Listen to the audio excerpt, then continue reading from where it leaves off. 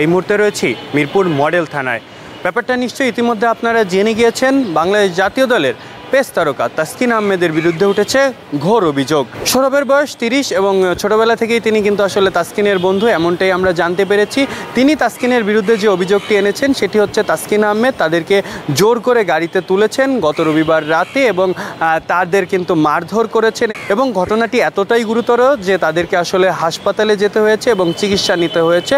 তাসকিনের বিরুদ্ধে তারা আরও যে অভিযোগ তুলেছে সেটি হচ্ছে তাসকিন আহমেদ নেশা এবং নারীতে আসক্ত এবং এরই প্রেক্ষিতে তারা যখন তার সাথে বন্ধুত্ব ছিন্ন করতে চেয়েছে সেই মুহূর্তে কিন্তু তাসকিন তাদের উপরে চড়াও হয়েছেন, এমনকি গুম করারও হুমকি দিয়েছেন।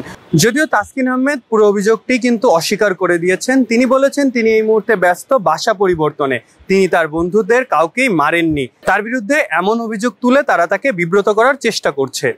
সেই ব্যাপারে আমরা কিন্তু মিরপুর শেরেবাংলা ন্যাশনাল ক্রিকেট স্টেডিয়ামের পাশেই যেহেতু মিরপুর মডেল থানা, সেখানে উপস্থিত হয়েছিলাম।